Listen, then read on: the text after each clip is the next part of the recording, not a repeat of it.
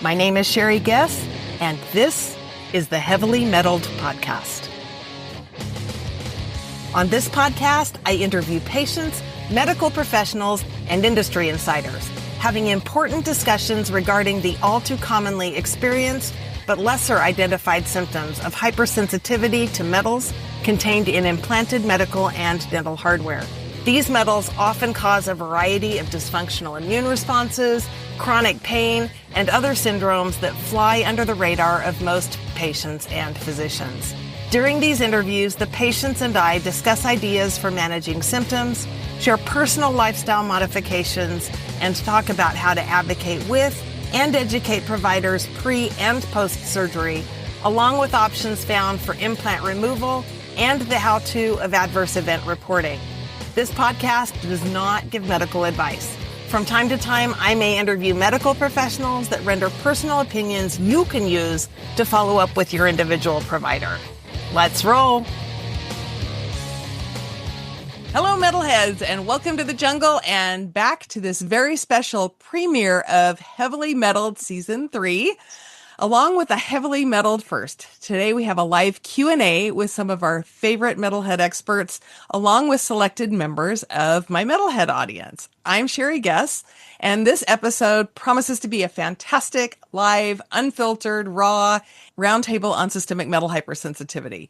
Before we begin, I need to give a quick and important disclaimer, and that is that this podcast is not medical advice. Nothing discussed today with my guests, myself, or any of the Metalhead community is diagnostic or prescriptive. We are here to inform, to support, and elevate awareness, so please consult your doctor for any personal medical needs. We're joined today by two amazing guests who have both been on the show before.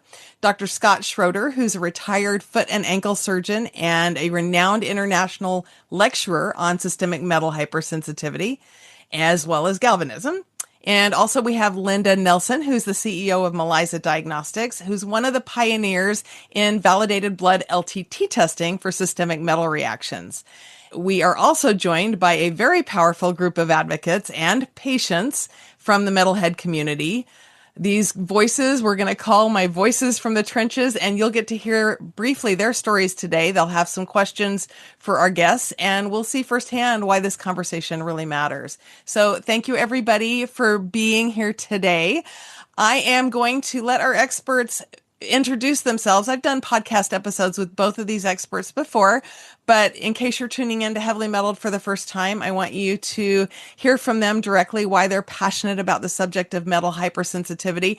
So I'm going to start first with Linda Nelson. Linda, if you'll take approximately 5 to 8 minutes and give us a little bit of who you are, that would be great. And then we'll come to you, Dr. Schroeder, next. Hi, everyone. Thank you so much, Sherry, for inviting me. It's lovely to see you again.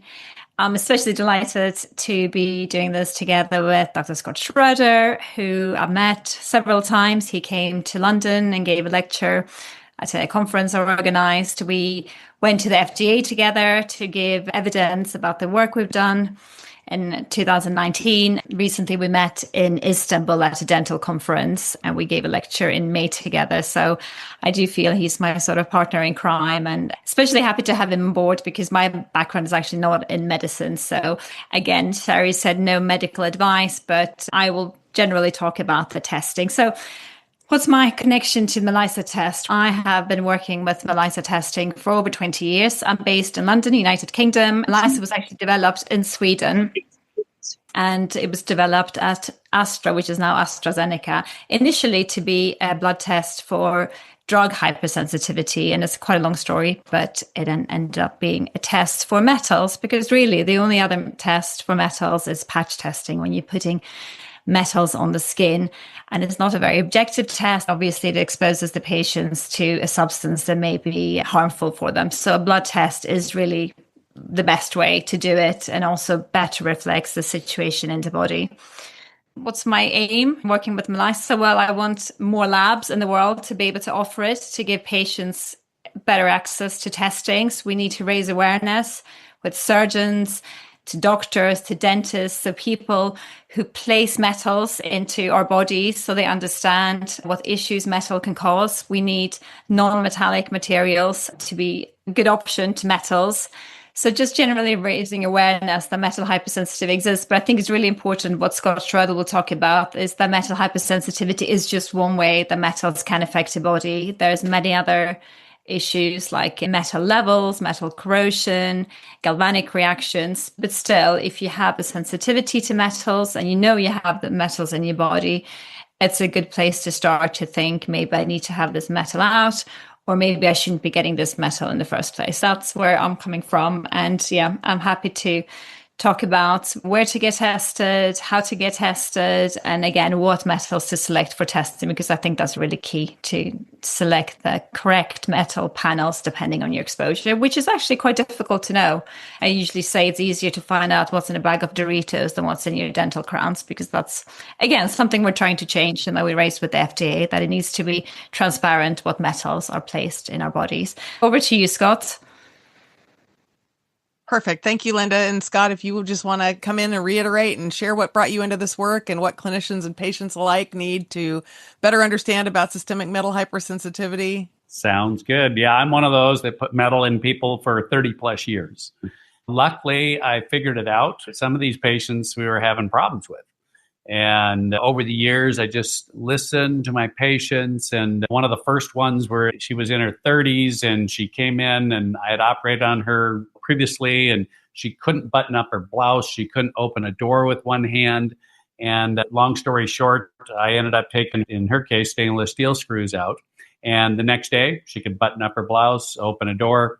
But these metals can exacerbate arthritic changes in the body and a whole multitude of different things too. Another patient of mine that if any of you heard me talk about, he was a patient of mine that was paralyzed up to 10 hours a day. He could breathe, but he couldn't talk or move. It would just come and go. I removed the metal that I had placed like 4.5 years prior in his feet, small stainless steel screws. And then overnight, he went from being paralyzed 10 hours a day to 3 hours a day in that ballpark. And then we sent his blood off actually to MELISA, found out that he was not only allergic to the nickel I had put into him, but highly allergic to palladium, which were in his gold crowns. And that was the first thing over 10 plus years ago that first directed me from the foot to the mouth. The day he got his last gold crown out, hadn't been paralyzed since. And he was told by some major clinics here in the United States that he'd just be in a wheelchair the rest of his life. His wife would have to put him in a nursing home. This all started when he was in his 40s. Very dramatic. All of his doctors had no clue what was going on with him. There's things that I've seen, fibromyalgia, chronic fatigue, severe migraines, headaches, back pains of all joints of the body, and GI symptoms. One of my patients had chronic diarrhea, and she didn't know, I didn't know. It came on like within a week of me operating on her. And then she healed from that and then went through all kinds of GI testing, just a real problem for her. Ended up coming back a year or so later, took the metal out. All of her diarrhea symptoms went away within days. So again, all GI stuff, a lot of different things that can occur with these metals. And recently in Istanbul, I put a bunch of my figures together. In the last 10 years, I had removed over 1,000 implants in over 400 patients. Just because with foot and ankle, a lot of things, okay, the bone's healed, we don't need the metal anymore. And then I was finding out that these patients were coming back to me 15, 20 years later with issues, and I'd take the metal out, they went away. So I would offer that to the patients. Over in Europe, a lot of the metals are temporary fracture fixation. You put the metal in, the bone heals, you get the metal out. In our country, United States here, not as much. So we have to sometimes ask for it, and we have to be our own best advocates when we're dealing with all this. Sherry's podcast has been a great thing for a lot of people to educate themselves and be able to learn about this. Linda talked about some of the testing, and there's testing, and that has been great. And like in my paralysis, we would have never known it, even to look at his mouth without that testing. That's really what directed us to the mouth, to look at other options and what else can be causing problems. I'm looking into electrical things in the body, looked at some corrosion aspects, a lot of different things going on, lecturing around the world, try to communicate to the doctors. And my goal in all of this is actually, this needs to be getting into the medical schools because we were never trained on all of this. It's out there, FDA papers, big 149-page papers that have it all listed, all these medical symptoms listed. There's an incredible article by Roche out there that it's about close to 100 pages, but it has all these conditions listed also.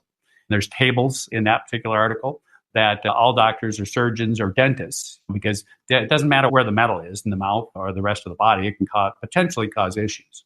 And I put all the numbers together in my patients, and I had 314 patients that when I started keeping information and then recording some of the symptoms, I had a number, I forgot the exact number right now, but it was basically 26% of my patients of those 314 that had life-changing symptom improvements after I removed the metal out of them.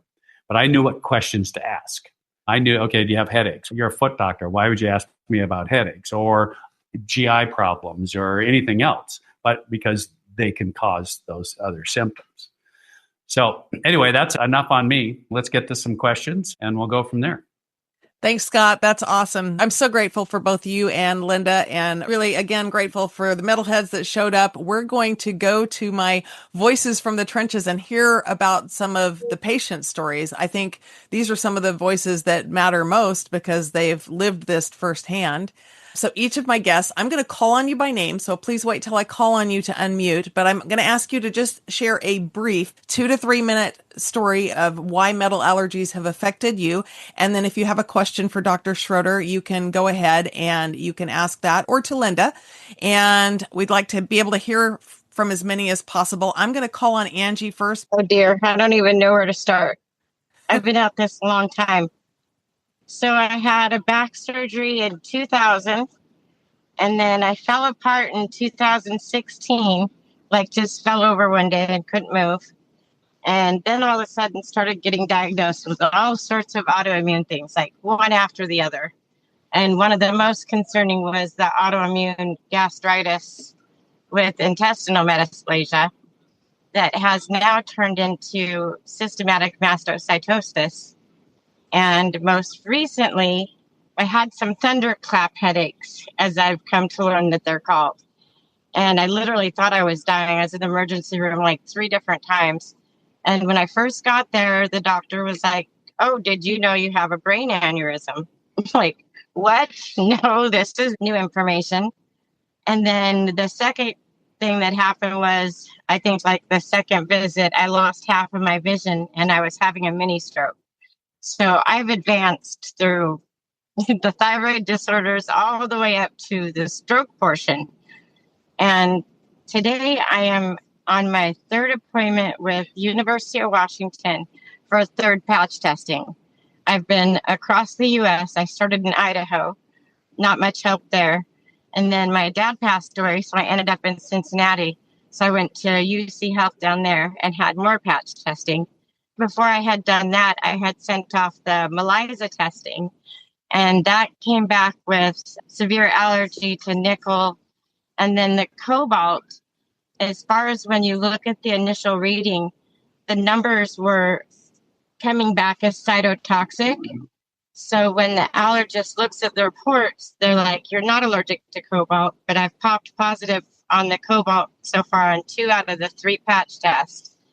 And this 3rd patch test with UW that I'm going in for today, I've got the marks on my back right now and where I'm all broke out. But that shows I'm allergic to some even newer stuff like copper, sodium, titanium, and salt. Yeah, or sodium. I don't remember what the other one was. I don't know, a whole new list of things. So now I've got a bunch more questions. Seems like things just keep getting added at each patch test. And I don't know what to be more concerned about, the fact that I just had a stroke or that I can't get anybody to listen. That's my story. And anyway, I started the Facebook page because I thought I actually broke this down and figured out it was a metal allergy because I have one kiddo here that was born with a rare form of dwarfism, and there was just something to it. There was something different. And I'd had him 2 years after my back surgery. So I started drilling down on what genetics that I passed on to him, because the DNA got messed up at marker 11PQ13. And when I reverse searched that, it came back that it came from the mother's side. And then when I rolled it back even further, it was related to metal allergies. And that's when I had this light bulb moment. And I connected everything and was like, it's the metal. I've been allergic to it this whole time. And the further I dug in, the more research I found out. I couldn't be more convinced. I'm like a dog with a bone now. You can't tell me any different. Do you have one specific question for Dr. Schroeder or MELISA? Liza, on the cytotoxic portion of it, where does that fall and how do I straighten that out? Yeah, absolutely. It's a very good question. I don't actually have your results here, but I know if you have a cytotoxic, so the way it works in the MELISA test, so we test each metal in two different concentrations. One is stronger and one is slightly weaker.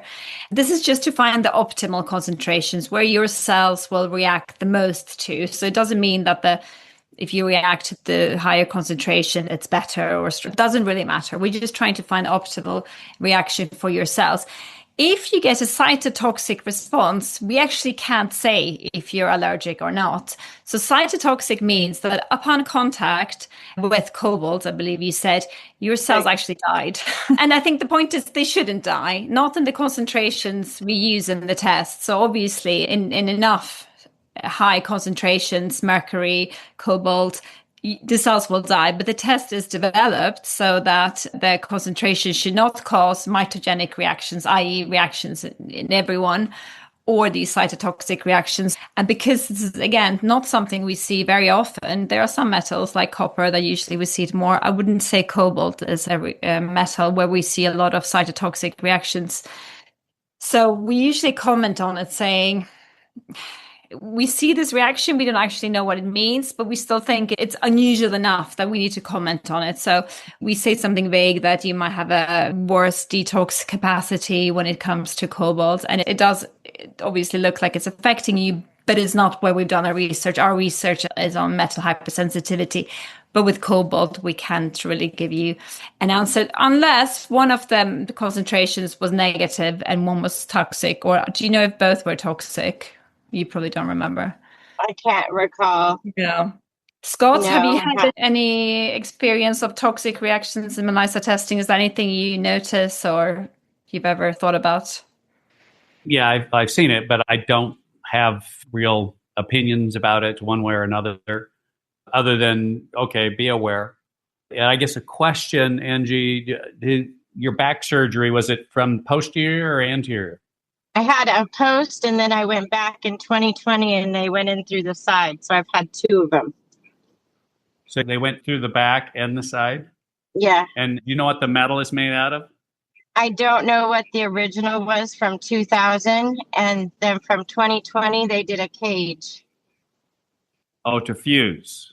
Right. Cage, yeah, and fused. And yeah, did they use titanium? Yeah, I was told it was titanium, only to learn later it's a titanium alloy. And it was back in 2000. When it comes to spinal surgery, quite often they mix the metals. So it's a titanium alloy and a cobalt chrome stainless steel. So that's really what we see the most. And even though sometimes they're told it's just titanium, but actually the screws, and you will know it's not just allergy, but there's interactions between these two different alloys. So of course, spinal surgery is very difficult to remove metals when it comes to spine. But I think what we always say is, for example, if you have a strong nickel allergy, is there any nickel which you can remove, or is there any nickel you can get out of your diet? If you have a dental crown, which maybe has high nickel contents, is that something you can look having out? And again, maybe not look at taking out your spinal hardware.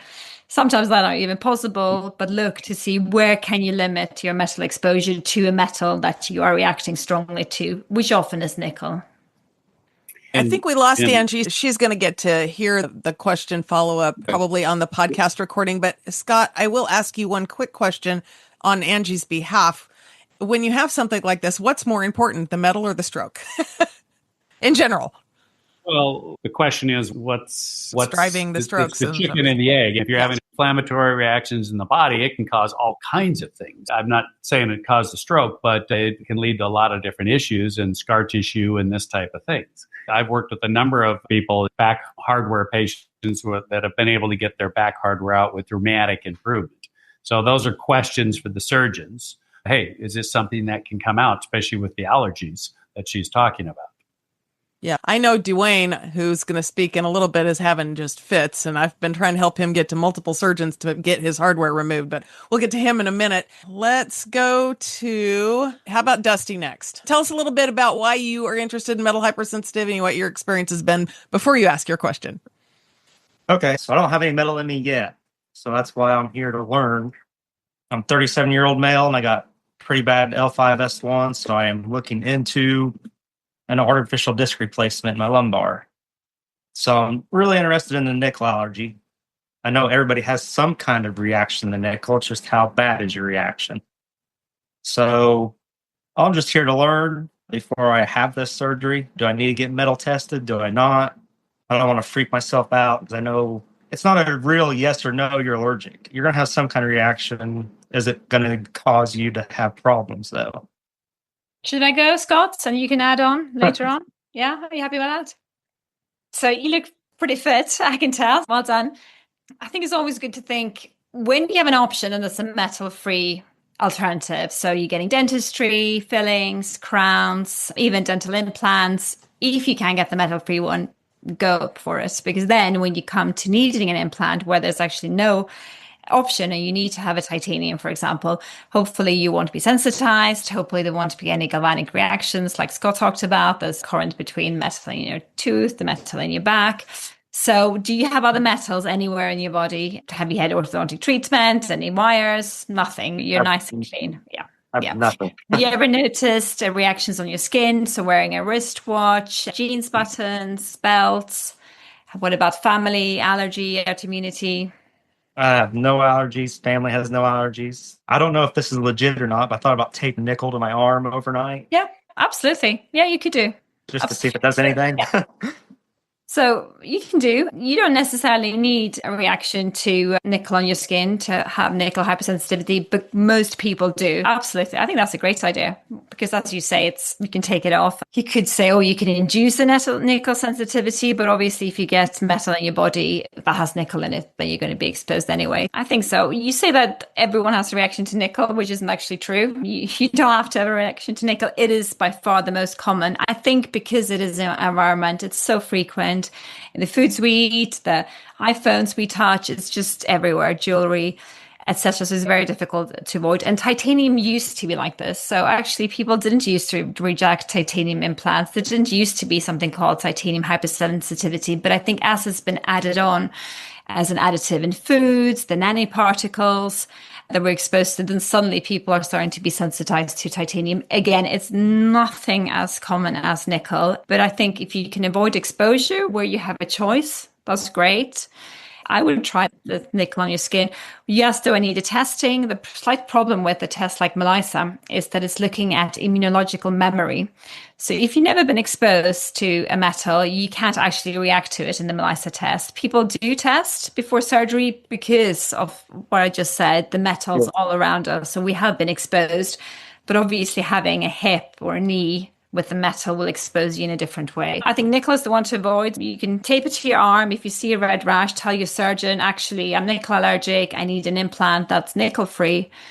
And a lot of people are absolutely fine with titanium and don't get the mixed metals. So don't get the stainless steel screws and the titanium plates. So just try to keep it clean, so to speak. But I think well done for being open-minded. And I think, again, you need to find out because you won't necessarily be told by your doctor. So you need to educate yourself and possibly educate your surgeons and then see what's right for you. Scott, any comments? If it's me, my recommendation to myself is that anytime, if I'm going to have a metal implant that's going to be a permanent fixture in my body, I want to know if I'm allergic to it before I have it put in. Because that's the problems we see. Is that you have something put in. Most of the time we don't test for things like that. I think probably realistically, anytime we have anything metal put in our body, it would be a good idea to test for that to see if you're allergic or not. Now, this doesn't mean you can't develop a reaction later on, okay? So you may test negative to nickel and everything else, but you can develop it because it's a type 4 delayed hypersensitivity reaction that once your body sees it, then the immune system can kick in. And again, even nickel, Linda, what's your latest numbers on being allergic to nickel because you hear all kinds of different reports, right? I think the people who send for MELISA test, they suspect they have an issue with metals, and it quite often is nickel. So that's why in our testing it's very high. I wouldn't say everyone, definitely not everyone. I think officially they say 30% if you look at the studies. But again, it's higher in women. So 15 to 30%, I think, is the numbers that are being published. That's usually patch testing in women. Yeah. I think it's because it's just everywhere, really. If I was to have a family member that needs to have a total knee, hip, some type of back surgery where metal is going to be permanent, I would personally want them to be tested. I'm just going to jump in here and add to this, and you can all kick me if you want. But Dusty, you mentioned just taping something to your skin. I think if you're not ready to get tested with MELISA or orthopedic analysis, you're not ready to drop the big bucks because you don't have other symptoms. SensiBand has come out with an application that's apparently better than patch testing. It's a pure metal that you can actually wear on a wristband for a number of days to your skin and use that as an initial and then follow up with MELISA or orthopedic analysis if you get a reaction or if you don't. Personally, I have seen actually a few people that I really strongly suspect metal hypersensitivity that have done the SensiBand and have come up negative. I haven't seen them follow up with a MELISA or orthopedic analysis, but I would probably still have both tests because I'm on the side of Scott. If something's going in my body permanently, I want checks upon checks that I'm not allergic. And even that still doesn't mean your immune system can't develop a foreign body reaction or develop a reaction to the metal once you've been exposed to it for a period of time. I was fine for 5 surgeries, and on my 6th surgery, 6 months later, all hell broke loose. So I didn't know I was allergic until surgery 6. So there you go. Does that answer your question? Yeah, I want to do the orthopedic analysis test. What's the number? I know you're going to have a certain number of reaction. Like it could be really low, like below 4 or above. Like I think it's between 4 and 8's mild reaction, and then above 8's highly reactive. So what number are you looking for? You want to be just below 4? Scott, I'll let you speak to that, and then I've got to jump to our next guest. I've seen patients that have had significant reactions even between 2 and 4 on that particular test. I do have some concerns. They changed the guidelines on that for some reason. I'm not sure why. It used to be 2 to 4 was weakly positive, and then 4 to 8 was positive, and then above 8 or something in that ballpark was strongly positive. But so now they're saying 2 to 4 is negative. If you're sensitive, it doesn't matter if you're a little bit sensitive or a lot sensitive. If your child's allergic to peanut butter, is it okay to feed them just a little bit of peanut butter? I've ran some, and they're like 3.4.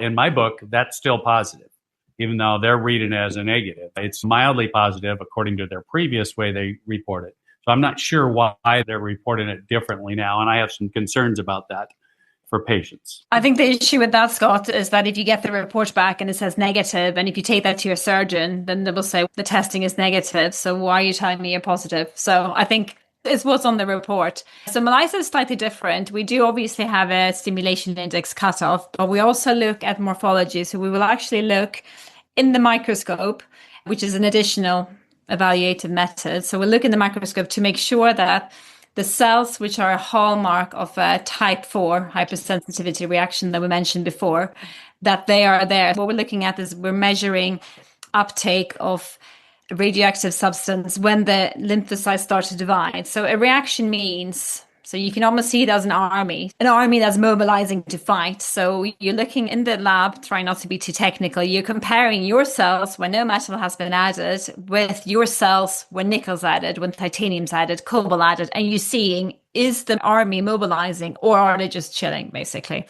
So you want to see how much is immobilized and also what we're looking at. So you count it, so you get your stimulation index. So the army doubled twice or 10 times. So 10 times is a very strong reaction. In our book, 2 to 3 is a sensitive, over 3 is positive. But we also look in the microscope to make sure that the cells are actually present. They're called lymphoblasts. And they are, again, they need to be there to show this active immune response. And if we don't see any lymphoblasts or we don't see dividing lymphocytes, then we actually, even if the stimulation is increased, we say it's a negative response because other cells can take up radioactivity. And we want to make sure we're giving you something which is a sort of true positive and not a false positive. So this is how MELISA and orthopedic analysis differ a little bit. So I hope that makes sense. I'm trying to explain it. No, thank you. Okay, I'm going to move on to our next guest, Dusty. I hope that helped. Thanks again, Scott. I'm going to move on to Jan. Tell us about your story and feel free to ask your question to Dr. Schroeder or to Linda. Great. Thank you very much. I am here a little bit similar to Dusty.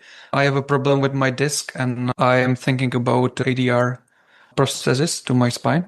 And I got LT orthopedics test done and I got 11.1 for nickel and 4.1 for aluminum. And my question is about how I'm thinking about getting some titanium alloy. And how is it about the trace amount of nickel in these alloys? If it's like a dose dependent, that allergy, or how does it work? So just quickly, there's very little published on this. It's disappointingly little published. And I think we're always trying to refer back to publications. So with nickel and titanium, I think there's 2 or 3 publications. Scott can obviously say more about this. But again, anecdotally, which I know is quite frowned upon scientifically, but we've seen patients who have titanium. So you're doing it the other way around, but I can only talk about people who have titanium implants and they don't react to titanium in the MELISA test, but they have a very strong reaction to nickel. And if they go ahead and remove the titanium implants, their symptoms have improved. So they weren't titanium allergic. There were nickel. There was probably nickel as a trace, as you mentioned, and this is quite often what happened. But it's very disappointing. I think, Scott, you've been looking at more the traces in titanium implants, so maybe you can say something. Yes. Actually, one of the studies that we're doing in an explant study from back hardware, a patient of mine, and you can see this actually on the podcast I recommended with Dan Root, and actually all the corrosion that we had, and we tested this. He had titanium alloy and he was allergic to nickel. He was 7 point something on his nickel and he got the MELISA test. He was disabled. He had 42 different diagnoses. He was not allergic to aluminum, wasn't allergic to titanium, any of the titaniums or vanadium. But the only thing he was allergic to was nickel in that component. We had to battle to be able to get his implants out. And so he did, and dramatic improvement of his symptoms after he got that back hardware out. So we tested his with what's called ICP-MS, or inductively coupled plasma mass spectrometry, and it'll look at these implants. We cut a piece. I'm working with corrosion engineers to try to get some science behind everything here. And we cut a piece. The engineers cut a piece and then sent it off for this study. And it's able to break these metals down into 0.001% weight. And his nickel in that implant was 0.013%. So that's how small of a percentage of nickel in his implant. But he had a dramatic reaction to that. And I don't have any other answer for him to have reactions other than potentially electrical or what have you, which maybe it was. But at least as far as his testing and his positive nickel, and then once it was removed, dramatic improvements. That's what we've been seeing with some of this. There's a study out by Harloff that talks about titanium implants, even pure titanium still have these trace amounts of nickel in it. So that's what is a potential problem with some of these, because it's hard to get just a pure nickel-free type of device, unless there's some other types of materials out there that are, whether it's ceramic or some of the others that don't contain metals in them. Yeah, I was thinking, sorry, just only one more question, because that orthopedics analyzes just there are 3 amounts of that nickel, the concentration, and MELISA too. What does it mean? The body reacts only to certain concentration, or no. So this is what I was mentioning before. If you test a very high concentration of a metal like mercury, then everyone's cells will react. So that's pointless. So you can't have a test where everyone reacts positive. If you have too low concentrations, you won't get any reactions, even from those who have issues after exposure. So when MELISA was developed, then you find the optimal concentrations so that people who have symptoms after exposure will react. As I said, the cells start dividing, the immune system is mobilized. Those people will show reactions.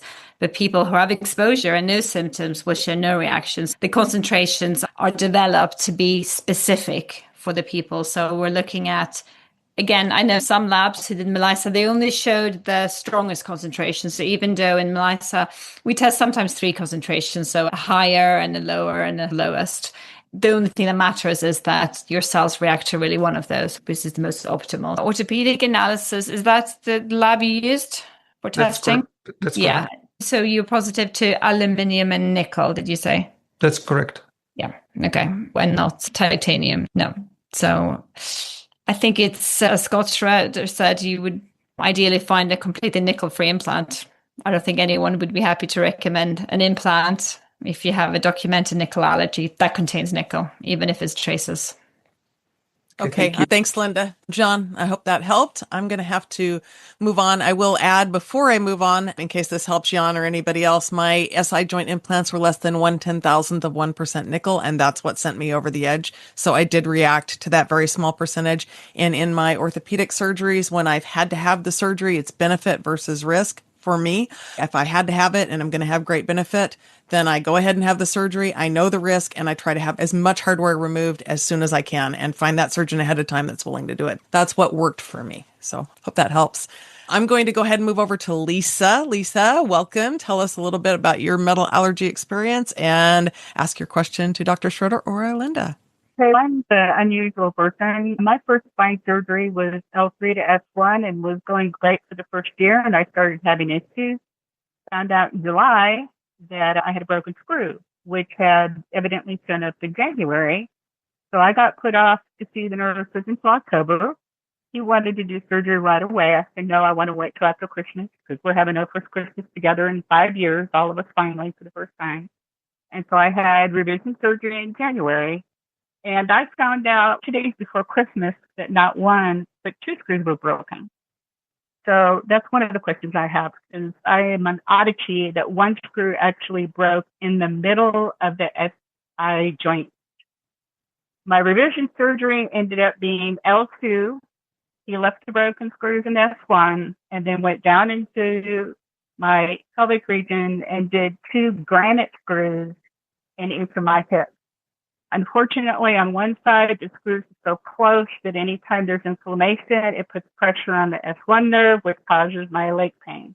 But unfortunately, from the get-go for my second surgery, I had an artificial disc put in at L5S1. It wasn't placed properly. It was up against the nerve from the get-go, and nobody listened to me.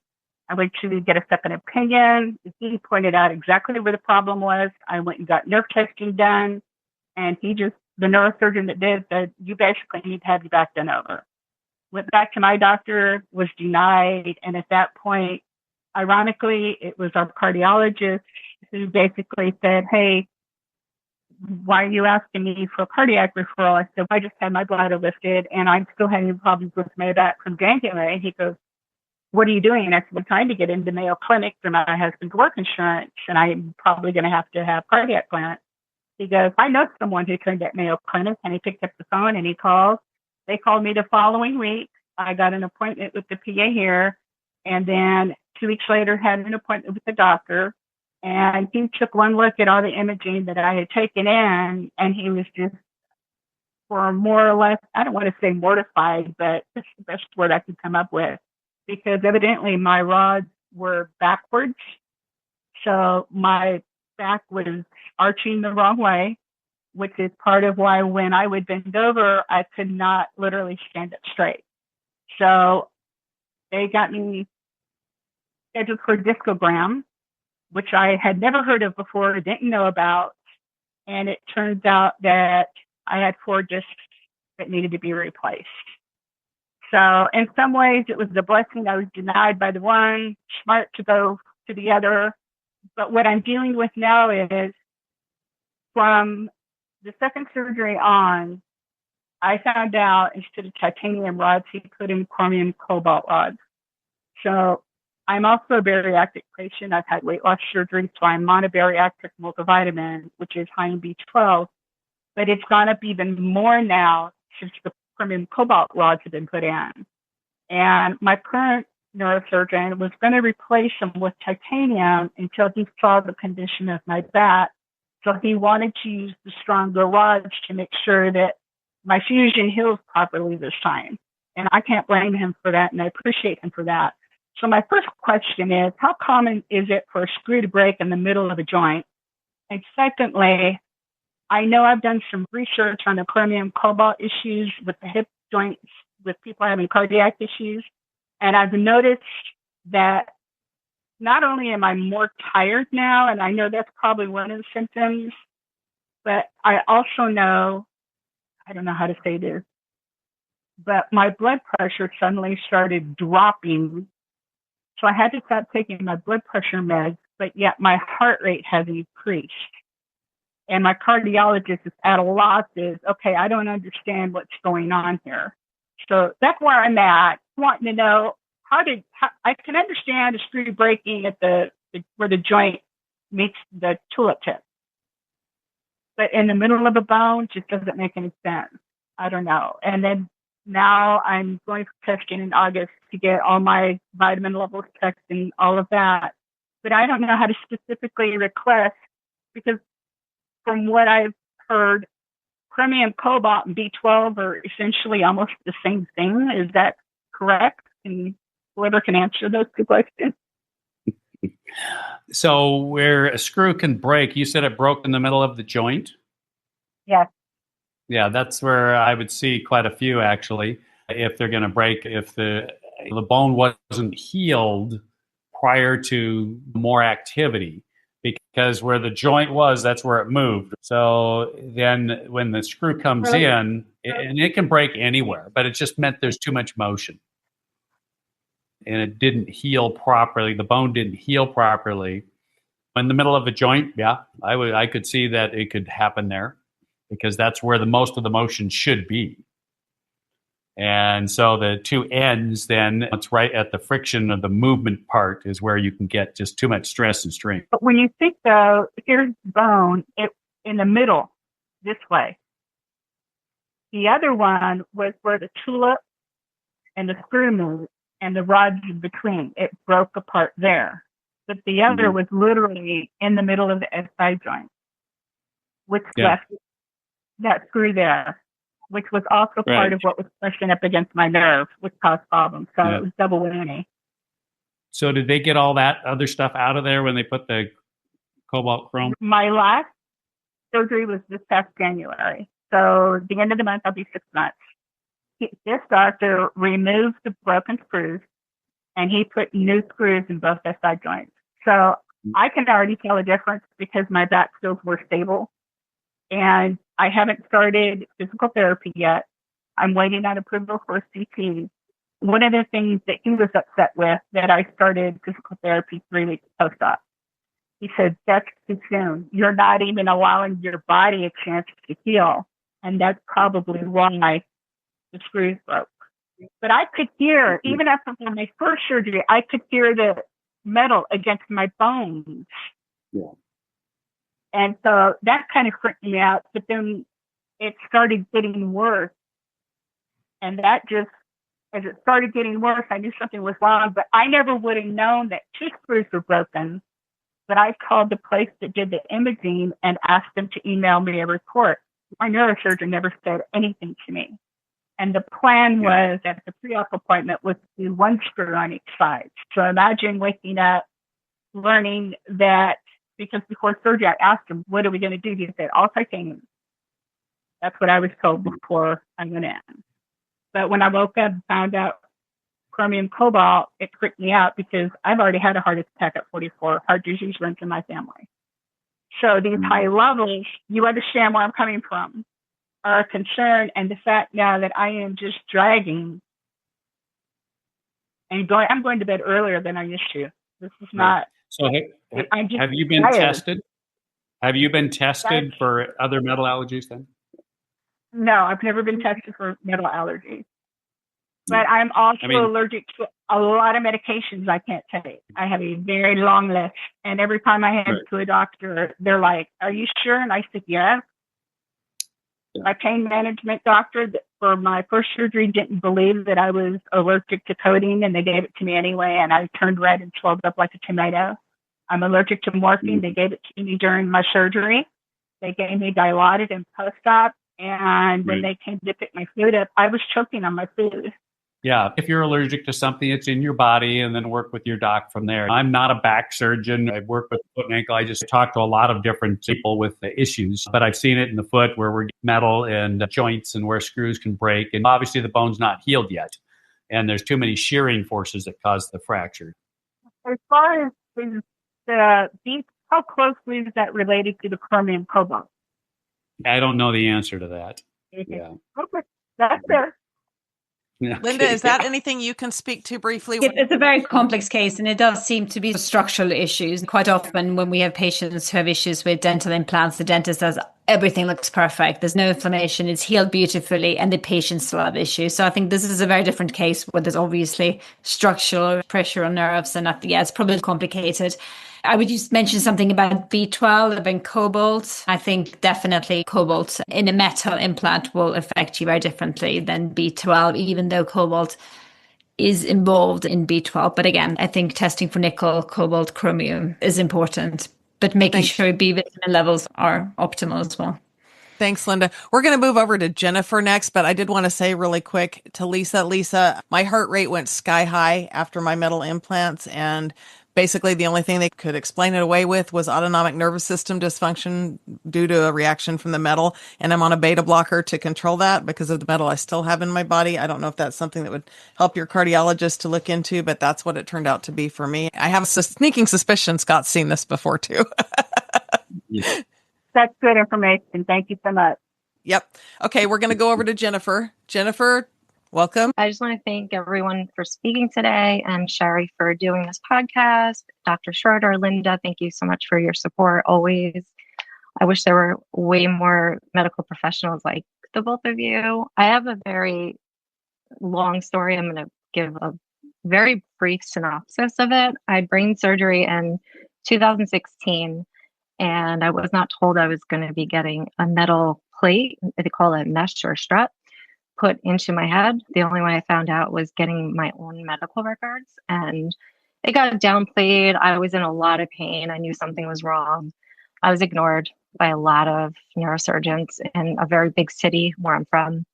Everyone's, in hindsight, I believe, talking, but just ignored for a long time. I finally moved out of the state and I went down south to a whole different area, and very reputable medical facility. I got them to do some allergy testing, and they did the patch test. They were a little resistant. They were telling me there's no way. That's not my issue. They finally did it. The patch test showed I had sensitivities and reactions to titanium and vanadium, which I personally contacted the manufacturer who made the mesh metal plate.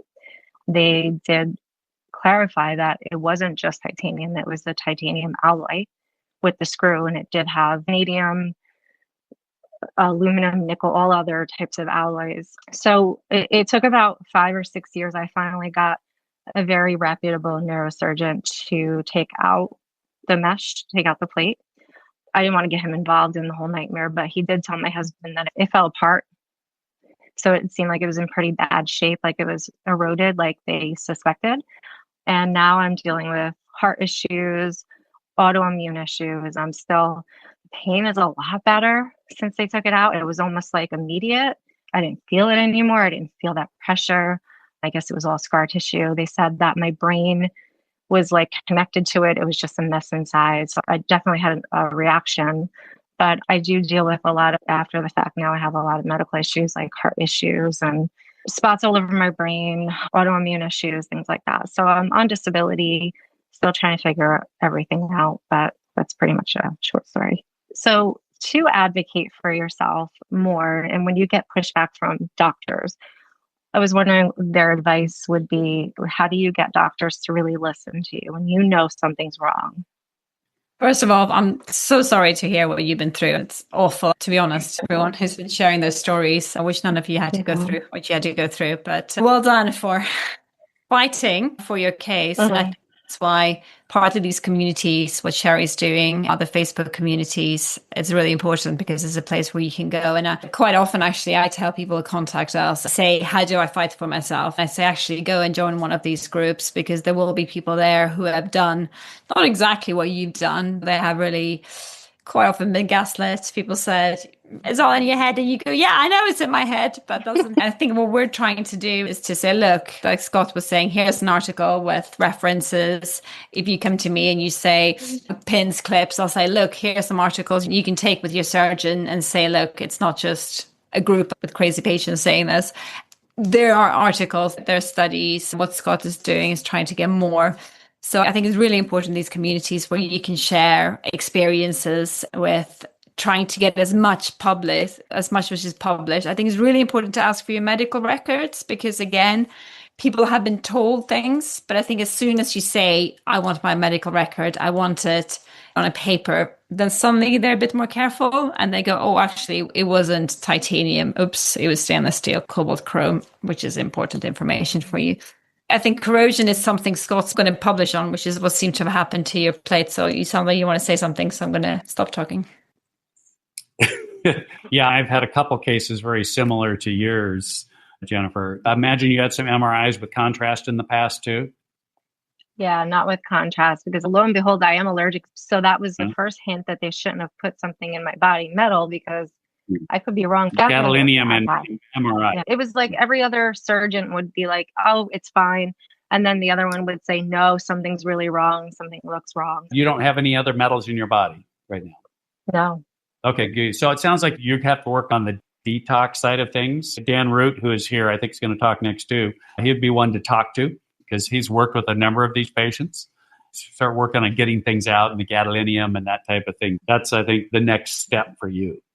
And you also mentioned you had a patch test and you tested positive titanium. I think it's really important to read the ingredients of everything, all your cosmetics, all your sun cream, all your toothpaste, all the foods you eat. They put titanium in so many things nowadays. You would be surprised. And they usually hide it. So it's called color index or CI. It doesn't say titanium, E171. So again, I've had anecdotally people who say that they take the medication and the medication is quite often coated in titanium dioxide to make it white and to also make it easier to swallow. And they say, actually, when I take medication with titanium dioxide, my symptoms start.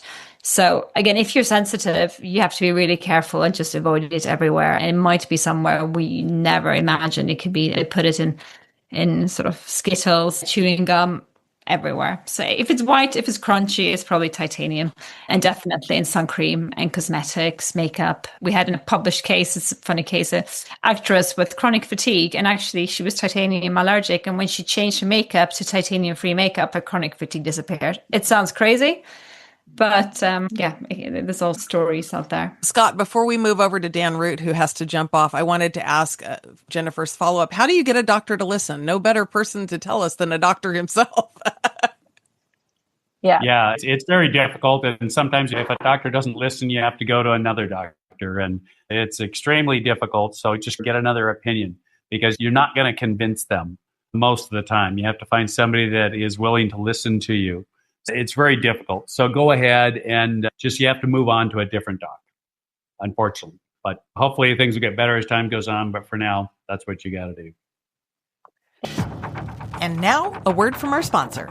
Attention metalheads. Are you struggling with skin rashes, joint and systemic pain, or fatigue that just won't go away? Type 4 metal allergy is often overlooked as a culprit in many of today's chronic illnesses. Get to the root of the problem with MELISA testing. MELISA is a scientifically proven and clinically validated test that measures immune reactivity to metal allergens like nickel, cobalt, and titanium. With fast and reliable results, you can get the answers you need to find relief and live a healthier life. Don't let metal allergies control your life any longer. Visit melisa.org to learn more and schedule your test. Trust us, you'll be glad you did.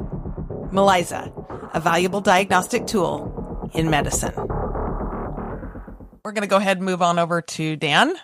Yeah, thank you guys. In fact, the reason I'm even here is because my wife had knee replacements and she now suffers from chronic regional pain syndrome, CRPS.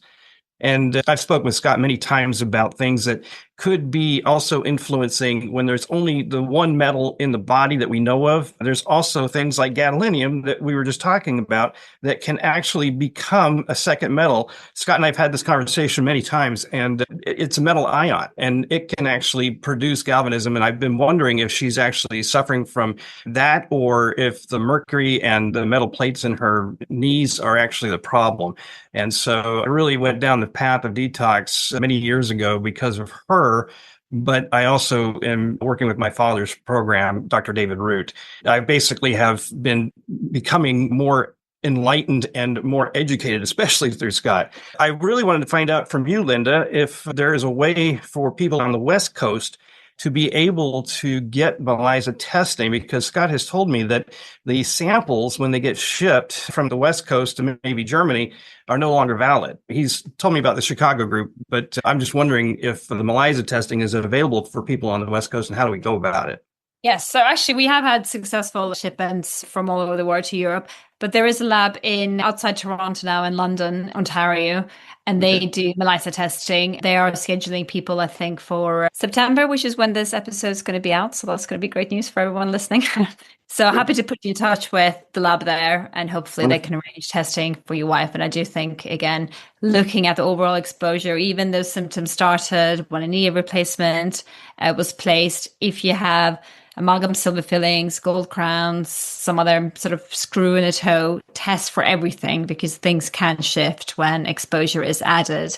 And again, you want to be able to take away the sort of least difficult metals. So maybe start with taking out fillings, replacing crowns, and then leave the big hips, spines, plates, unless there's no other option really. So absolutely, I'm happy to put you in touch with the lab. Oh, wonderful. I do appreciate it. Nice to meet you. And thank you, Sherry, for having us on today. It's really important you all are here. I know we could all stay here all night, and I'm so enthralled with all your stories. Thank you, Daniel, for coming on. I'm going to move over to Dwayne next. Dwayne? Yeah, I want to thank you all for doing this. I'm going to try and go fast because I've got a very complicated situation. In 2005, I had 3 torn discs from working in Alcoa, and I was already on partial disability. About 2 years after the surgery, I started getting severe pain. You got to forgive me. I'm having brain issues, and I have chronic fatigue. There's so many symptoms I've got right now. 2010, it took 4 years. I kept telling them that something was wrong with my neck. I ended up having 3 crushed vertebrae, 3 torn discs. They went in to take out 2 torn discs and found out all the crushed stuff and had to go in the next day, put me in a halo and everything. I could hear it crunching in my neck the whole time. But they put me through the ringer of x-rays, MRIs with contrast, everything. Finally, I got my neck fixed, and my back started getting really bad again. Could not figure out what's going on. Then I was getting ready to get the screws taken out. They postponed it. Then they called me back the second time. They was going to take the screws out, and they shut the whole pain clinic down. The man that did my surgeries retired. There's been a whole bunch of stuff that happened. In 2019, I had an accident. I crushed my elbow. They put some titanium plates in. Within 6 months, my back and my arm was just throbbing. Finally got that doctor to take the metal out of my arm. The pain went almost instantly away in my arm. My back started hurting a lot worse. And I was already on the books to get SI joint fusion. I was hesitant about it because my back started to feel a little bit better after they took that out of my arm. But I went through with it, and it was the worst mistake I could have ever done because the pain got so severe after that. And I'm still dealing with it. That was in 2020. And within 6 months of that, I went from 185 pounds clean down to 123 pounds. I'm back to 150, but I can't gain none of my muscle mass back because from 2005 surgery, I've had dystonia ever since. So when I try to lift weights or anything, the spasms start. I have to get more Botox, and they only want to do it every 3 months. So it's hard to lift weights and gain muscle back when you don't have no cure for it. And I also got a stimulator, which I had it taken out a year later because it started making the spasms even worse. I did the orthopedic analysis test last year, and I'm allergic to bone cement. It's 4.8. and I'm also allergic to vanadium, which is 3.9. I'm having a hard time getting my records from 2005. They told me they were destroyed. The doctors in Texas, they said that they found them, but they're in a separate facility and they're having a hard time getting them. I'm stuck. I don't know what to do. I did find something called a signal relief patch. It takes a lot of the pain away without medications, but I'm still on a high dose of medication just to deal with this. The fatigue in the mornings is so bad. I can't remember roads I used to drive on all the time. And I have to use GPS everywhere because I can't remember things. Is there anything that I can do to find my records? That's pretty much my question. So what metals do you have remaining in you? I know I've got the SI joints, which it does have vanadium in it. And I remember that when they did my lower back surgery from 2005, I remember it saying I had vanadium in it, but I can't prove that, but they won't just believe me. Typically, just getting x-rays. The latest x-rays of everything, you can see the screws or plates or whatever else that might still be remaining. And it certainly sounds like, obviously, you have problems with titanium, and vanadium is in the titanium alloy. And then depending on what you look at, trying to get whatever metal you can out, because there's fusions. Once things are fused, like in vast majority of the work I did, once the bone was fused, you don't need the screws anymore after the fusion. I've seen Dwayne's x-rays exactly like mine. Basically he has the 6 iFuse implants in the SI joints. At L5S1, he has a fusion and the external hardware that I have. If you remember my rods and my screws that I had removed, that's what he's got. I've introduced him to 3 separate spine surgeons to try to get that external L5S1 hardware removed, not the cages. But if he could do that, I think he'd probably experience a lot of relief. I think going back to his thing has been, they're telling him his records were destroyed, or they don't have the records from when the hardware was put in, and the doctors need to know what the hardware was so they have the right screwdriver to take out the hardware. So I think that's part of his question, how to get the records. And if they can't get the records, what can he do to still get his hardware removed?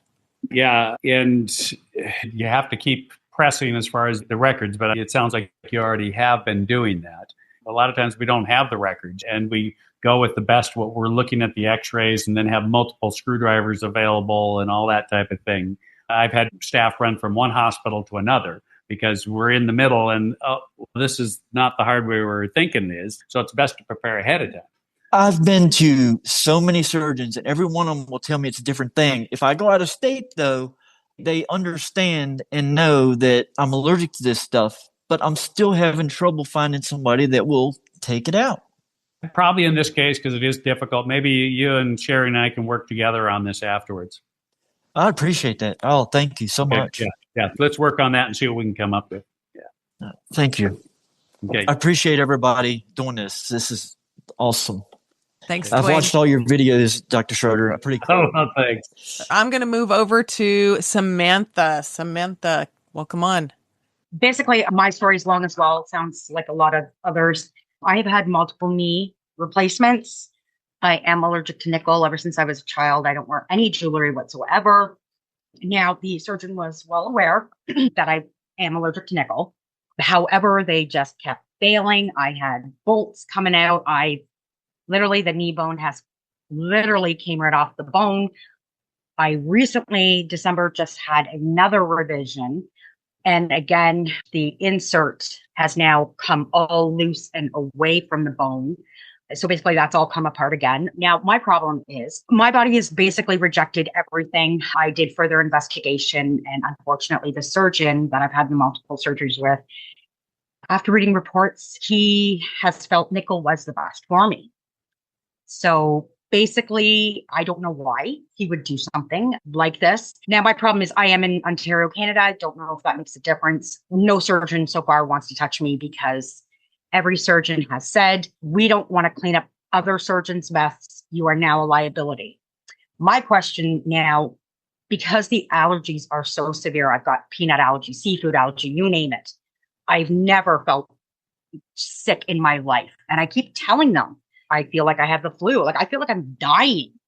I'm taking multiple allergy pills. I tell them I'm upwards to now 9 cold and sinus Advils, which now probably is injuring my stomach. So I'm just creating more problem. And it's like, why are you not helping or listening? And I said, I don't care if nobody wants to do the surgery, that's fine. But at least can someone prescribe me something that I'm not overdosing now on over the counter stuff? It's been 7 months that I've been like this throughout all the past surgeries. Now they're telling me that you're just going to have to wait until you find a surgeon. So my question is, there is no infection there, but there is pus, and they think that's because of inflammation, the allergy. What do I do in the meantime while I'm trying to find a surgeon who will touch me? Is there anything like over the counter or something that I can just feel good? I don't know what else to do. I know I finally asked one person and he did order me blood work for, I think it's nickel, cobalt, and one other one. But again, they don't even care to even give me any further testing. I've had the bone scans, white blood cell scans. They're all coming back indicating, yeah, I have a problem, but we just don't want to touch you. So it's just, I don't know what to do in the meantime. Am I going to get some toxic something in me? Am I going to get sepsis? Am I going to die? I don't know. So I'm just wondering, what do I do? Sherry, there's a couple of comments in the chat. Do you want to raise those? I think you can answer here as well. Scott and I can. Yeah, I'm going to let Scott answer, but Samantha, Jolene wants to connect with you because you're nickel twins. She said a low nickel diet has helped her a ton. And I asked about if you've tried LDN, maybe Dr. Schroeder or Linda could speak to that, but it's non-addictive, non-narcotic, very effective at helping take the edge off severe pain. And I might have some other suggestions later, but let's let Dr. Schroeder and Linda address this. If you're in Canada, I do believe there are surgeons there that are interested in the issue. So again, if you wanted us to point you in directions on surgeons who have published on metal allergy in orthopedics, then definitely they exist in Canada. If they would give you a consultation, I don't know, but I'm happy to connect you with them. Definitely.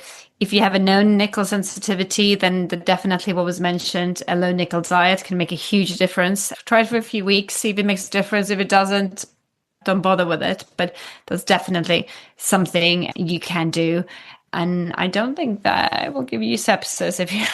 Okay, I'm just don't worry about that too much, really. Scott?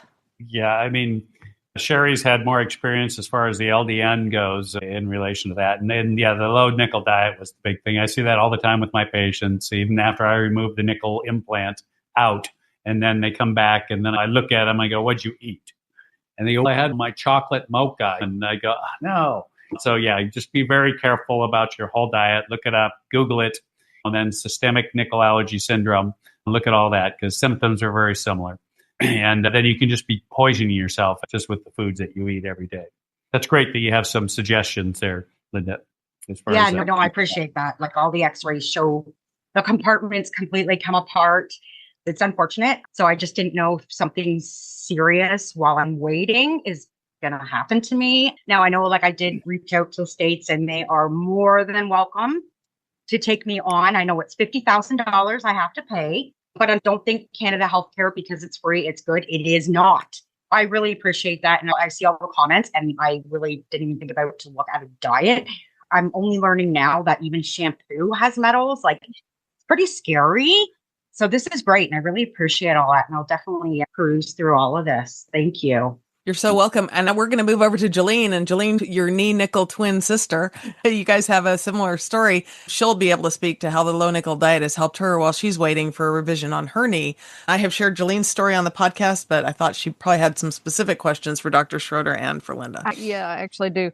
I'm actually waiting on a second revision because after having the orthopedic analysis test, my numbers came back at 20 for nickel, which is quite high, quite sensitive. And she knew that because she required the test and still put in a knee that contained nickel. It took me 8 more doctors, including hospital special surgery and Mayo Clinic, to finally get a doctor. Mayo Clinic was like, yes, we need to do another revision. But I didn't want to take an 18-hour drive back after surgery. So I went to one last local guy and he's like, let me just call Zimmerman, and found out while the bottom half, which is not bothering me, is nickel free, the femur is not. So knowing I had an allergy. How and why would you even put another one back in? What is the medical community going to start doing about that? Because now I have to have a third revision. They cannot remove the bottom half because of the way it was put in. It is cemented in. He said I would have to slice your tibia open. I'm not going to do that. So we have to wait for the nickel-free top half to be cleared. So I'm on about a year wait. I've gone about 6 months, got about another year for the nickel-free portion of my femur to be completed. But in the meantime, I have done the low nickel diet, especially getting soy out of my diet, which is literally everything. It's in every drink. It's in everything. And I came off of gabapentin. I was taking 4 gabapentin at a time for pain. I came off gabapentin. I came off Celebrax. I have even now come off Tylenol. And the only time I have to take Tylenol is when I do get into something because I travel. So if it's nickel, I recommend looking into the low nickel diet. And that's just from the low nickel diet that you came off all of that, correct? Diet only. Yes, diet only. Because I still, and this is where my question comes in, I'm interested in the galvanization part because I am a gastric sleeve patient and my issues with my stomach and gut started after my knee. I was doing okay before that. And then I'm about to be on my 4th bridge. First one I cracked. Second one was nickel. Found that out, took it out. A lot of my symptoms went away. They put in gold. And from what I understand, Dr. Schroeder, gold and titanium react, if I'm understanding what I read right. So I'm now I'm on my 4th dentist, trying to find a dentist who will just go back and put a ceramic one in. So I'm in the process of that. They're like, I don't want to do it. It's going to crack. And I said, I'd rather pay for 4 cracked ceramic ones than put in another metal that I'm going to react to. And I cannot find a surgeon to even look at or talk about the staples in my stomach, because that's right now where a lot of my issues are. How do you find somebody? I've called all the people Sherry has recommended, and they're like, I don't do that anymore. I don't touch other people's work and that kind of thing. And I've moved 5 states. My records are all over the place. But I am doing all of the things I can do. And I've gone from couldn't walk across the house without a walker to I can now walk a third of a mile, even with my loose femur, just by diet and supplements and cleaning up a lot of that stuff. But I would like to continue to get better. I still have a lot of issues. So how do you do a test to figure out, because I know my staples are aluminum and a titanium alloy. That's what I do know. So I recently asked my doctor for an aluminum ion test. That's the only thing I know to do. What other tests? Because I can't even get a bariatric doctor to talk to me. I've called 5 and I'm struggling trying to find a doctor to even figure out if I've got something going on there. I think you're doing the right thing looking at the dental. And as you said, you noticed after you remove the nickel. So definitely, again, where you can do something about it, you can obviously not remove your clips, but where you can remove the metal from your diet, from your teeth, definitely way to go. IOMT is a good organization for dentists too. Do you know about them? No, tell me that name again. So it's IAOMT, International Academy of Oral, help me out, Scott. Medicine and toxicology. There we go. Yeah. So they certify dentists to safely remove amalgam silver fillings, because as I quite often say, it's better not to do anything than to go to a dentist who doesn't believe metals are bad for you, who will just drill it out and possibly even replace it with gold. It's better not to touch it.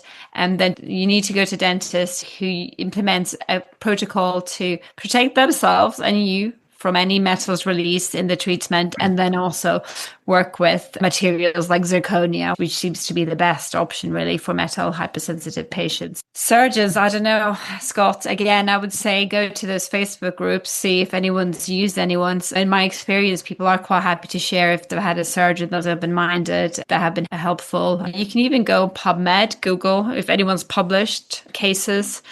I've tried that, and I've tried the Facebook groups. And that's who I've called. And they're like, no, I don't do that anymore. So now I'm really stuck. And everything I've done by just the tenacity that I have to make myself better. I want my life back. I want my brain back. I want the electric shocks to go away. I want all the symptoms that we have. And y'all know all of those.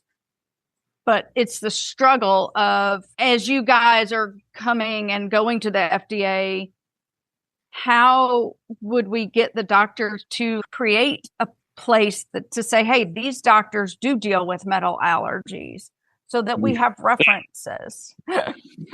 That's my ultimate goal, to have better awareness, be metal aware in training these docs. That's why I say I think this should be in the medical schools. And it's very unfortunate. I feel your pain. I know I deal with this all the time. And unfortunately, I don't have a great answer for you, especially when it comes to the bariatric side of things. But I can definitely see how there's an issue there.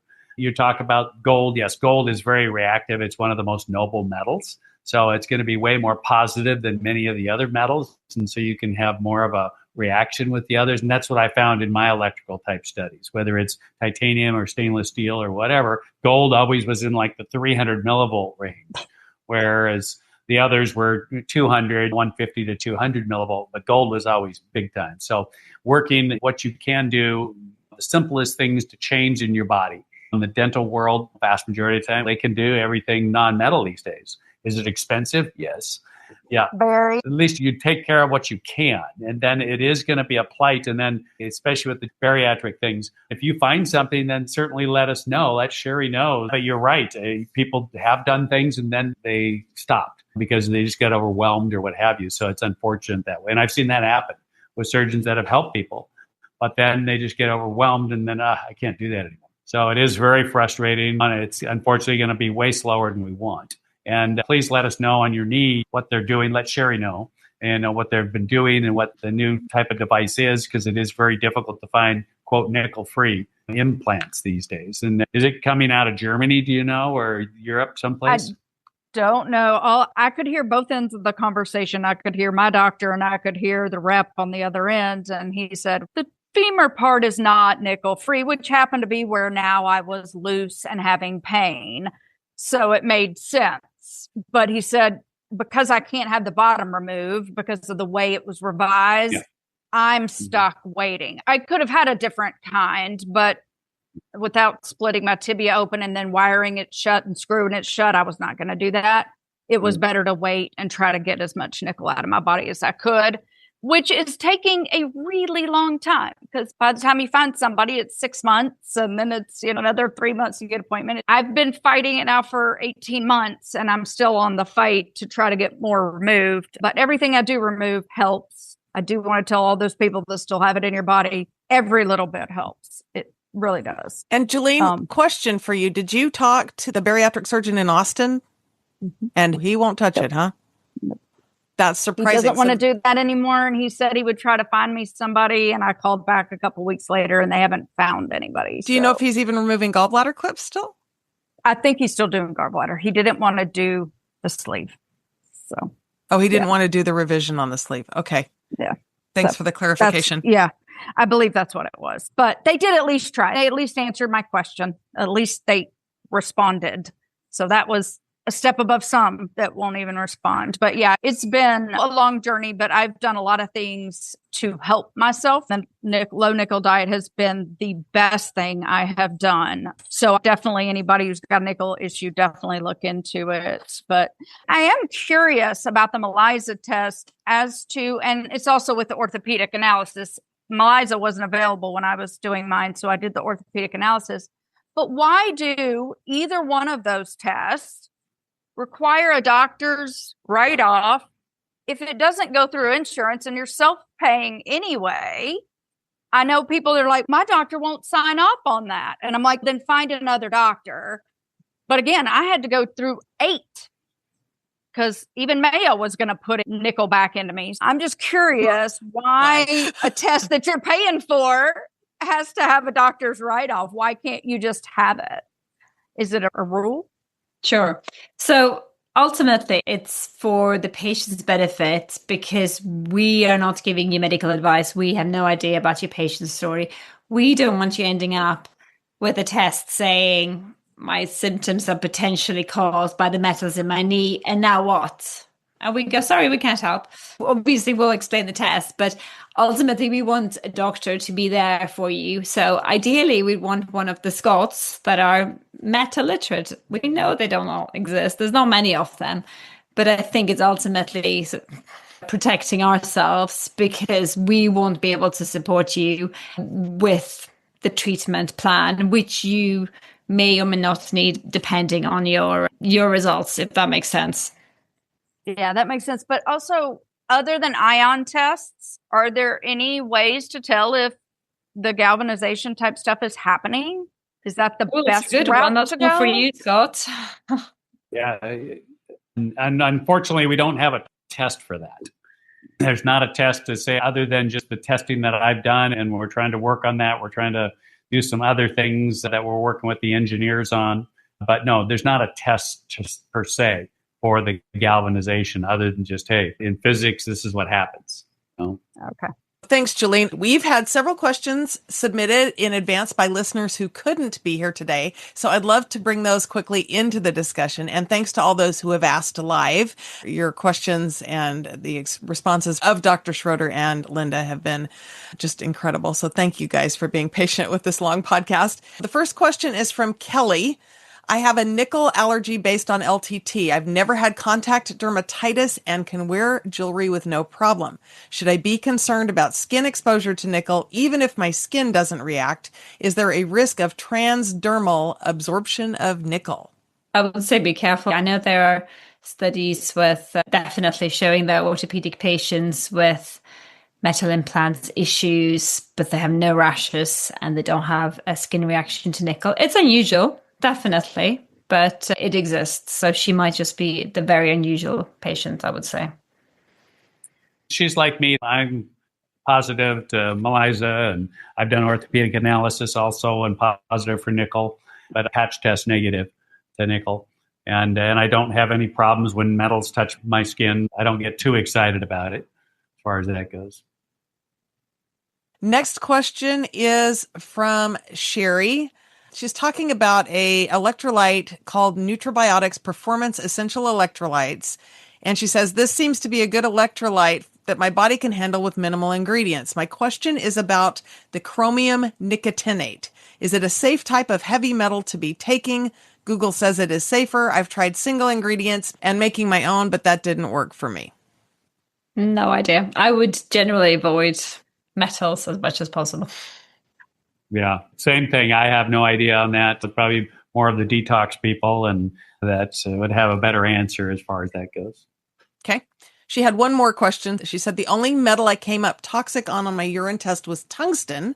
Is that used in dental for zirconium crowns or white fillings? I did have some work done on some fillings I had from 50 years ago, but no mercury toxicity. Also read that tungsten toxicity could be from vibration on cell phones. Seems like so many would be toxic on that if it was from phones. I don't wear jewelry.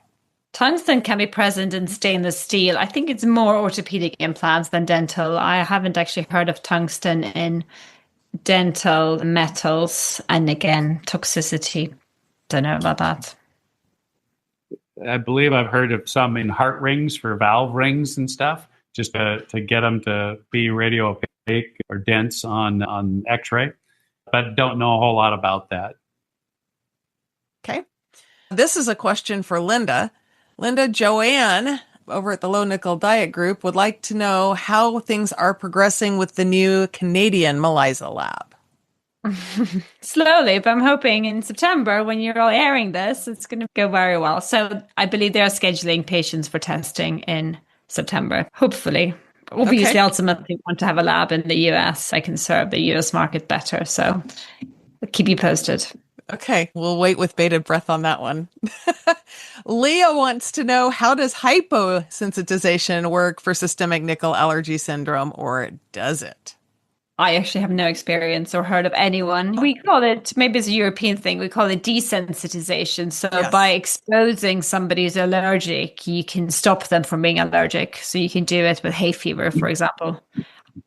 I've never heard of it for metals working. Yeah, that's what they do a lot of the allergy shots and that type of thing to try to decrease things, but I just don't have a whole lot of experience as far as that goes.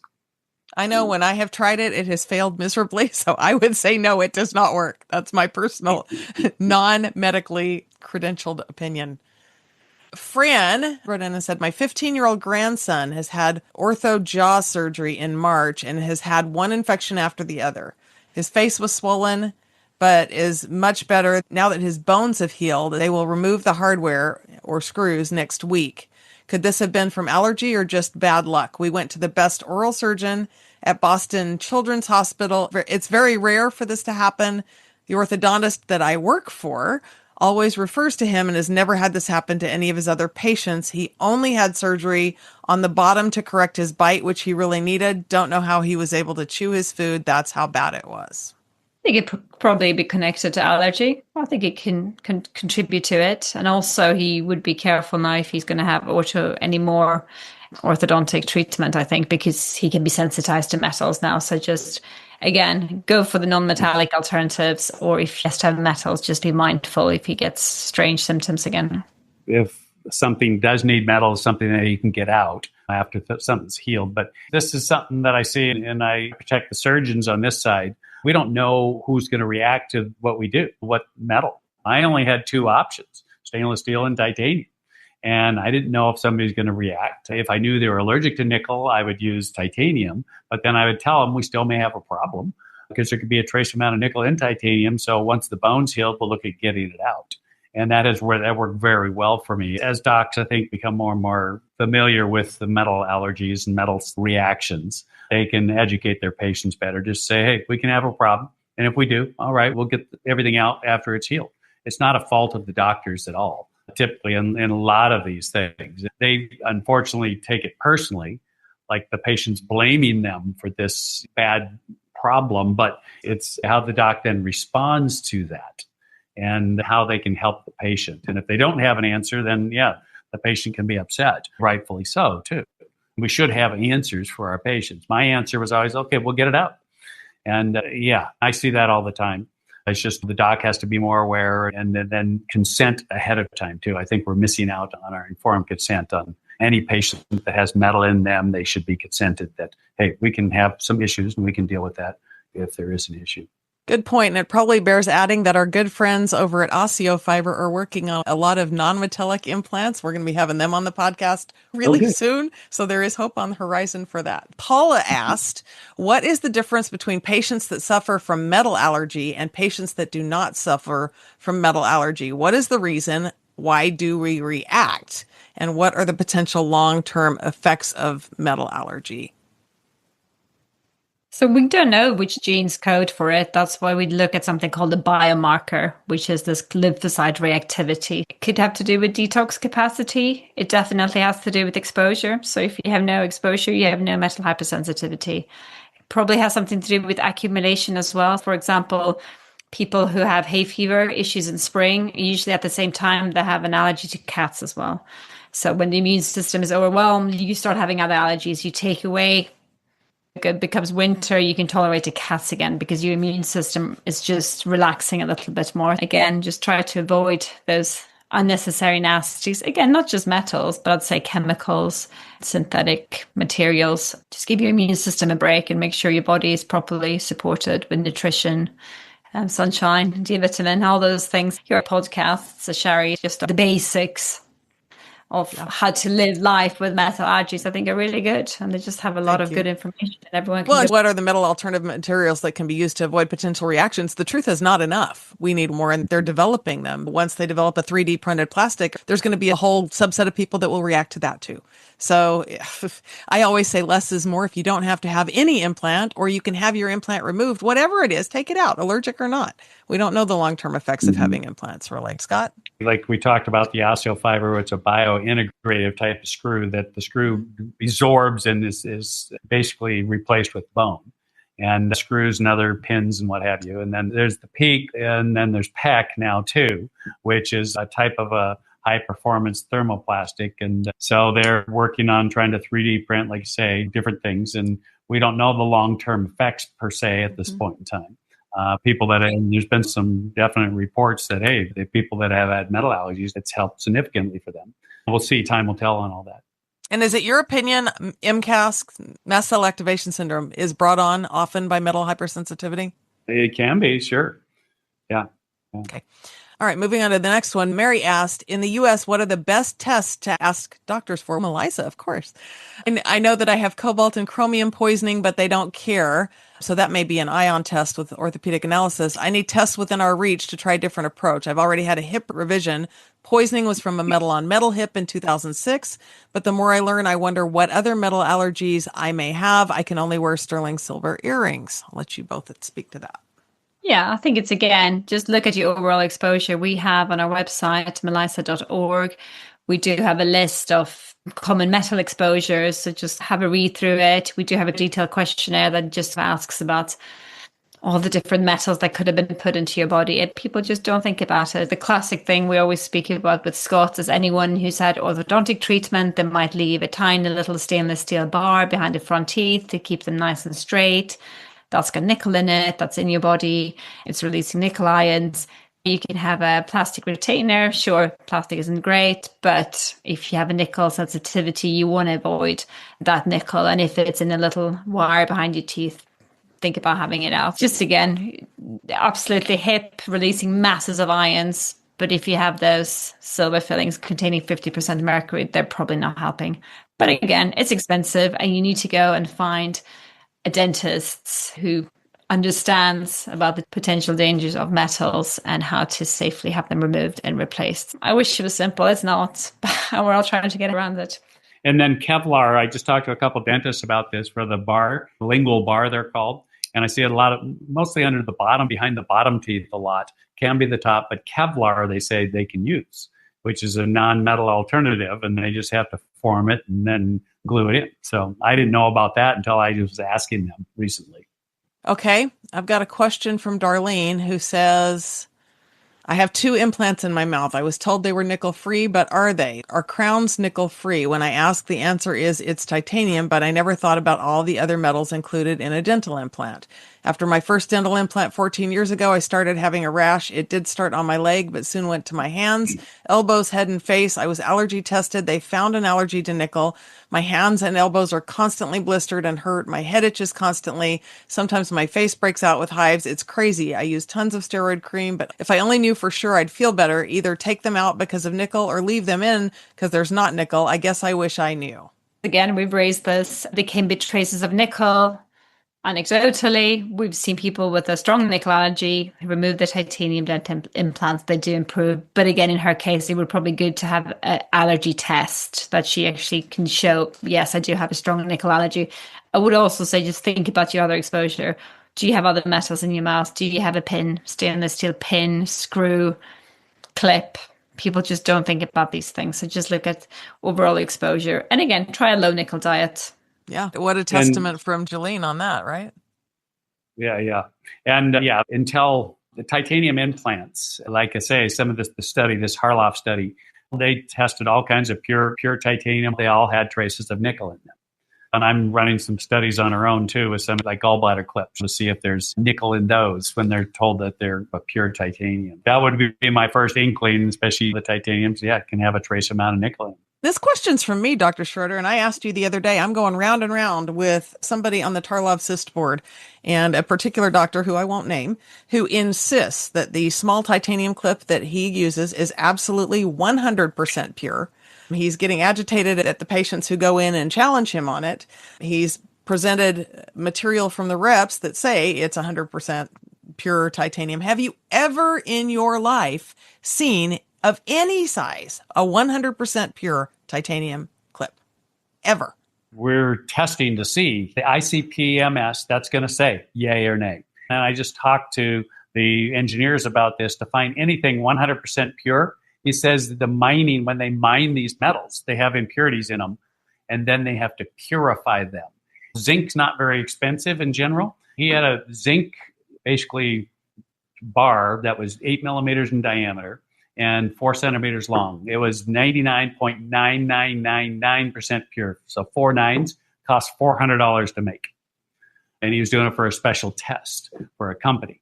And his impression is everything has impurities in it. So to actually have 100% pure titanium, I don't know 100% for sure, but I would not think that's very likely. And you've shown that 0.0000 whatever percent nickel is enough to cause a patient that's sensitive to react, correct? 0.013 is in the one patient that we had allergic to nickel. Well, I would wager that I'm right there.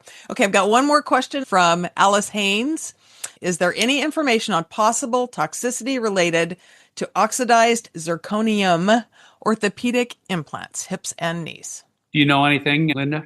I've read an article about Xinium being used. I don't think it's perfect. I don't think it's the solution to everyone's problems. It seems to work better for patients with mental hypersensitivity, but it probably still has its own issues. There definitely has been research published, but on the top of my head, I don't know. Can I come back to you, Sherry? You absolutely can. You absolutely can. All right, we're getting to where we need to wrap up. If you guys don't mind that I've hung out, I'm going to come back around to each of you from the trenches really quickly. And Dr. Schroeder and Linda, you can weigh in at the very end here. I'm going to go around and you can share one final thought if you don't mind. What is one thing off the cuff that you wish that more people knew about systemic metal hypersensitivity? Jelaine, I'm going to go with you first. Go. You have to advocate for yourself, because even my doctor that knew at 0.01 and I was at 20, obviously the trace amounts of nickel that I guess are not reported in that implant sent me into another spiral. And again, that one is loose. You have to ask questions. And had I not asked Mayo, I would have had another implant that had nickel in it. They're like, oh, no, we don't use nickel free. I'm like, but we talked about that I have a nickel allergy. Yeah. So drill your doctor before doing the surgery or your revision. I had to learn the hard way. I have to now do it again. So I'm sorry for that. And I am sure she just didn't know. Yeah. But clearly a lot of them don't know and they think trace amounts are okay. And this is where I'm hoping Dr. Schroeder and his work is going to show that trace amounts are not okay. And that needs to be reported as well as the main titanium. Thanks, Julie. That's mine. And just keep advocating for yourself. Okay, Lisa, can you tell me one thing that you wish people knew about metal allergies and hypersensitivities? To ask questions and make sure that you know what you're getting yourself into before you get into it. And do your research. And that's something that I wish I would have done. And make sure that things are clearly, I hate to say in writing, but there's an understanding. Don't take for granted what you're told before surgery and you find out after the fact. That's not what happened. Thanks, Lisa. Jan, can you give us one thing you wish people knew about metal hypersensitivity? Yeah, I agree with Lisa, just to keep educating. It's real. I am like a pre-op, right, state. Just thanks to all of you guys that I can just educate myself and I can just prevent, right? It's real and it's just all around the world. Just it's not only one country, it's everywhere. Thank you very much, Sherry. Thank you very much. Thank you, Jan. Exactly what you're doing. Thank you. Okay, and Dwayne, do you have a last final thought? I wish that there was just some kind of a mass email that went out to all the surgeons to tell them about this stuff, so they would automatically know it before we ever went in. So they just have an idea. I agree with you. We need more doctors' involvement. Okay, closing arguments, Dr. Schroeder, and for Linda. I'd just like people to be aware that there are choices for non-metallic materials, but you have to say you want them. Even if you don't have a nickel allergy, say I have a nickel allergy because you don't want nickel in your body unnecessarily. Why would you if there's a good alternative? I think that's the problem. People will contact us and they say I had this procedure and they never told me they would leave metal in my body, and they did. And what do I do now? Again, let less metal in people's bodies. That would be my wish for the future. More alternatives. Okay, Scott, you get the last word. Yep, and I totally agree. You have to be your own best advocate in all of this. And just all of you here, unfortunately, a lot of people get into it because they didn't know any better. And so you do. You have to look at surgeries. You have to look at family members. How do they react? Because sometimes I've seen things in families, even though sometimes that's not the case either. It's just we get hypersensitive to things. So asking lots of questions, alternatives. There are more and more alternatives, but not enough out there yet. When I presented the FDA, that's what I said. We have to develop new, better ceramic implants and other types of non-metal implants that function well. And I don't think we're there yet. as far as that by any means, especially when it comes to total joints and some of these back procedures. And then if you have something where you can have a fusion procedure, just remember that the metal can then be taken out, or at least ask for those of you that need some back surgery, okay, if you fuse this, can we do this in a way that you can get the metal out easier? Or most of it, right? Yeah, or most of it, but there's ways of doing things if they know ahead of time. And again, I keep coming back to, hey, I would want for a family member to know if somebody's allergic prior to having a procedure where they're going to have metal put in their body, especially a metal that can't be taken out easily or at all.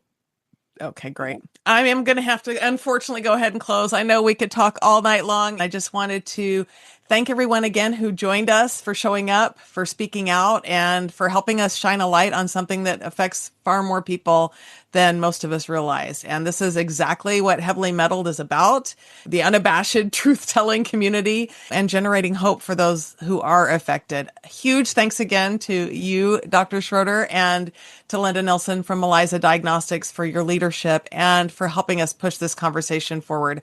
To our listeners, if this episode resonated with you, please subscribe, please leave a review, please share. I can't say that enough. I can't get this out on my own without help from you.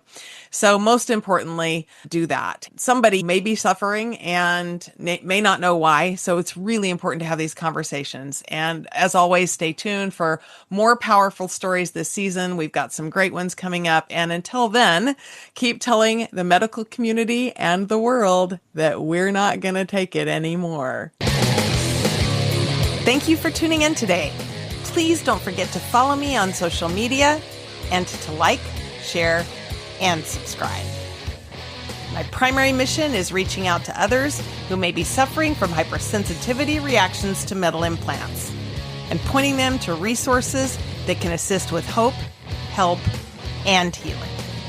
If you know someone that suffers from a chronic illness, you might ask if they have any implanted metal hardware and if they've ever had a reaction to jewelry or metals of any kind. Might not even be on their radar. Visit us at heavilymetaled.com, where you can find images and documentation relating to our show today, as well as a number of valuable resources and links to assist you on your own personal healing journey. Until next time, keep on rocking.